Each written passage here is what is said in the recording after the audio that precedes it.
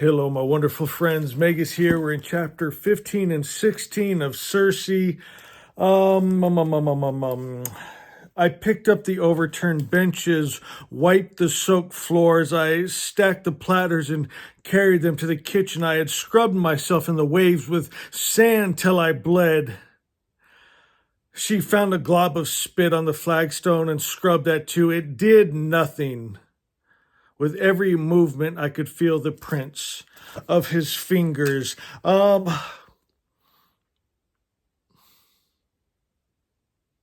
do you even say about it? I've never been through that. I can't imagine. I have an idea of the helplessness, the anger, the frustration. I mean, all the emotions, the dirty feeling, the no control, right? Which is Circe is going to try to get back here, and sometimes in the wrong ways, which I think we can learn from. This part kind of hit me. She's kind of hoping her dad would come. Say, poor child, poor exiled daughter. I should never have let Zeus send you here. That wasn't going to happen.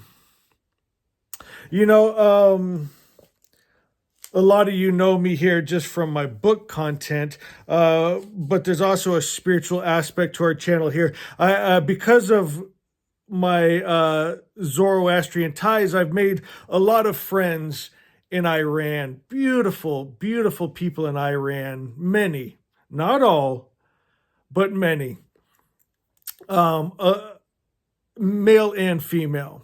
But what I want to talk about here that brought this to my attention when she's hoping her dad would say, poor child, poor daughter. And it never came. One of my wonderful friends, I won't use names, that over years, I mean, they've been teaching me their language and customs, and we would talk every day and made the most beautiful friendships. I thought it's so beautiful with the technology today that I had best friends in Iran. One day, one of them, I didn't hear from for a couple of days. I'm like, where are you? What's going on? I'm worried. She had gotten raped by her uncle, her father's brother. She went to the hospital because she was beat up. And she was asking the nurse, what do I do? She's feeling all the things Circe here is feeling. Want to scrub herself till she bleeds with hot water and get it off. But this is something you can't wash off with water and sand. It runs too deep. She asked the nurse, what do I do? Should I file a complaint? She said, no, don't do that. Whatever you do, don't do that. Because she's seen this before. They'll turn it on you. They'll make it that you seduced him. You'll find yourself not only raped, but dead. And you think, oh, Megas, you exaggerate. No, I don't. Another one of my beautiful friends. Her husband left her, went to another country, divorced her. No fault of her own. She's left in Iran. She was out one night on a date. Came back after curfew. This is in her 30s. Comes back after her curfew. She said that her dad wouldn't stop beating her, screaming whore names at her. Till she said, Megas, I thought he was going to kill me. I thought I was going to die. It's her father. Not too long ago, if you guys are on any of my social media, been following me on my Instagrams and Facebooks, I mean, we talked a lot about this. Poor little girl went to the capital city, and she, coming out of her, they got to keep their heads covered. She had a little hair coming out. The police, morality police, pick her up, beat her to death. A young girl. You probably saw all the rioting going on in the news. I don't let that go. I still am putting stuff out all the time so people never forget. I put out videos of these Islamist terrorist radicals that are just the norm there. And because the girls wanted to go to school, they pumped poison gas into a school of young teenage girls. And I showed the video of them in the hospital crying, holding their mommy's hands, tears. Mommy, why? Mommy, why? Owie, owie. And I'll tell you what it makes me want to do. Kind of what Circe went there. I want to drop a nuclear bomb on them, bring in bulldozers and pile up the remnants and drop another nuclear bomb on them. But it wouldn't do anything because it's not people. It's an ideology. And that's why you'll see, I don't hate people. Matter of fact, those wonderful best friends of mine that I'm talking about, they are still Muslim women. But they don't like the ideology. That's why, matter of fact, if you're watching this and you know why you're blocked, there was a woman from New Jersey. She decided she was going to become a Muslim woman. She is always in the comments trying to push that ideology. I won't have it on this channel. I blocked her.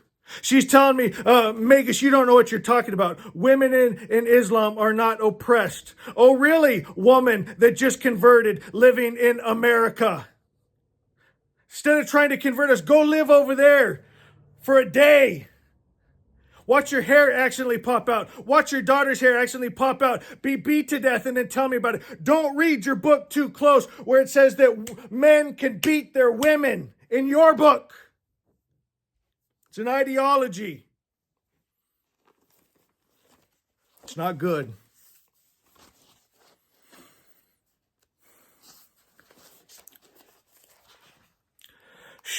Circe, back to Circe. I always go down these rabbit trails. Thank you guys for staying with me and caring what I think.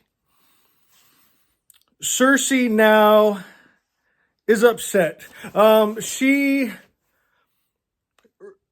tells a story that Daedalus told her about how people would call him in to fix their house, but he would find like structural rot in the foundation and the walls. He said, you know what, we're going to have to tear this down and rebuild. No, we're not going to do that, Daedalus. That's not what we're brought you in for. So he would just cover it up. Not soon after, the house would fall. Circe has decided, do you know what it reminds me of? The Tower card in the tarot. One of my favorites is in the Everyday Witch Tarot, and there's a witch standing there. The tower is crumbled all the way to its foundation, but she has a little smirk on her face, and her wand is kind of hiding behind her back, still kind of sparking. She took it down. She took the tower down. And I think Circe's wanting to reinvent herself right now. I get it. Okay? She will find later there's a better way. But do you know what?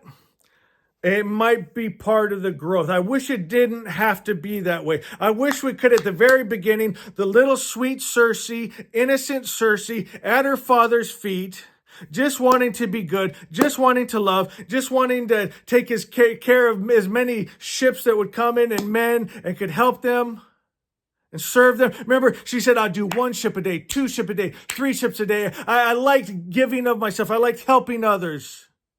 That is dying inside of her because of what just happened. What good does it do? You ever been there? Now she's going to tear down the structure of the old Circe, which is sad because I like the old Circe, but I get it. I like parts of the new Circe too. I find myself cheering. But you can always rebuild again, right? She might build a tower, a temple of what she is now, but she can, after more life experience, thinks, okay, that's not it. Tear that down to start again. Till you get it dialed in just for what is just right for you. So she says, I could have put like a hedge of protection around my island, put a glamour that made it look like, waves and rocks, and she could have hit it. She didn't want to. She's got some fight in her. She wants to, and my God, I've seen this. I've dated women, not for a long time, but I've dated women that have been hurt, abused, misused. I didn't do it to them. I'm a nice person. They would make my life miserable.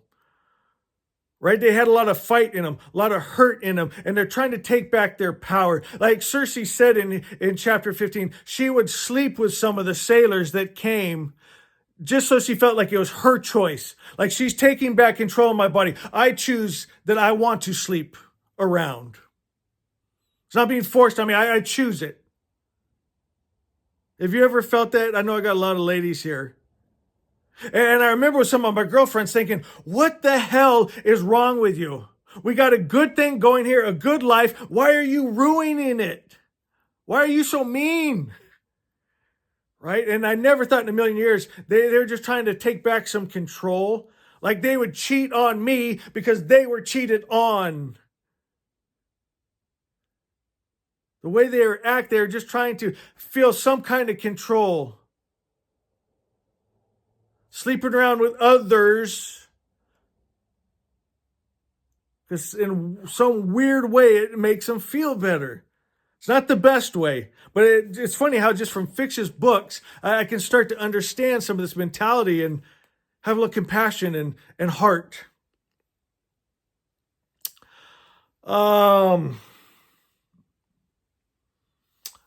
Odysseus comes. She turns his crew to pigs.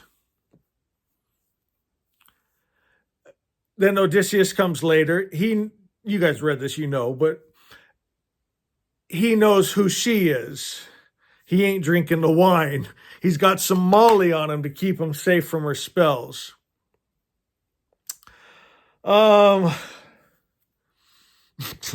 She, at the end of 15, we're going to go into 16 too.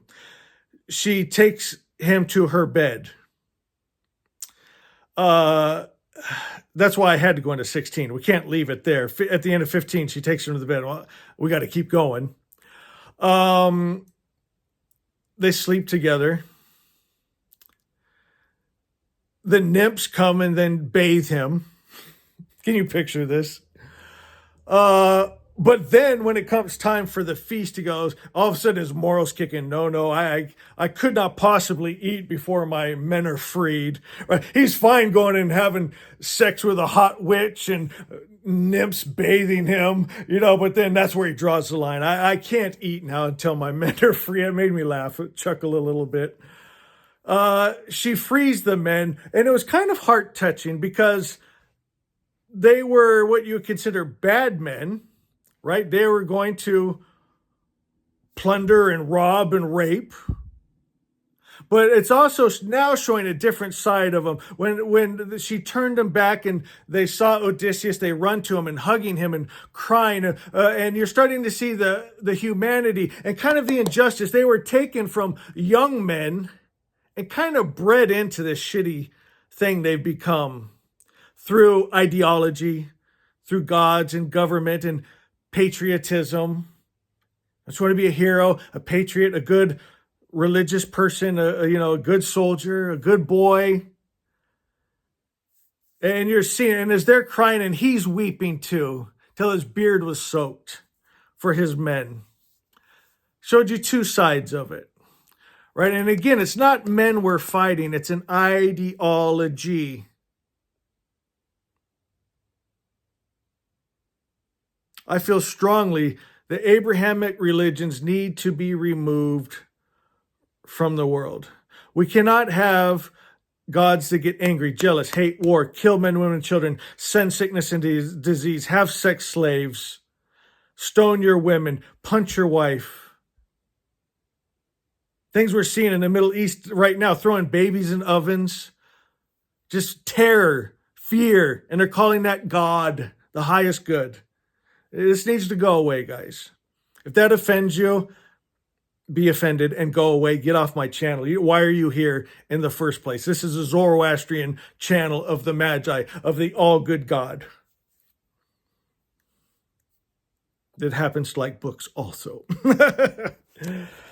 Oh, so a lot of the chapter is the Greek mythology.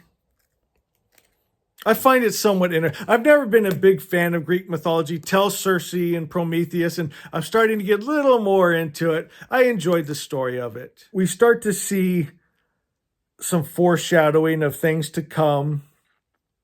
You wouldn't pick it up unless you've read this multiple times, but I see it, the brilliance of Madeline Miller's writing. We start to learn about Odysseus's wife, Penelope, and his son that I can never say his name right. Some of her beautiful writing says the winter rains began and the whole island smelled of earth. I love the season, the cold sand, the white hellebore blooming. I just love her writing. I thought this was kind of sweet here.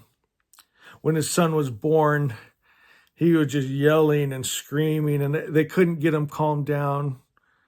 And he says, "Sweet son, you are right. The world is a wild and terrible place and worth shouting at. But you are safe now, and all of us need to sleep. Will you let us have a little peace?" And he calmed and went quiet in my hand.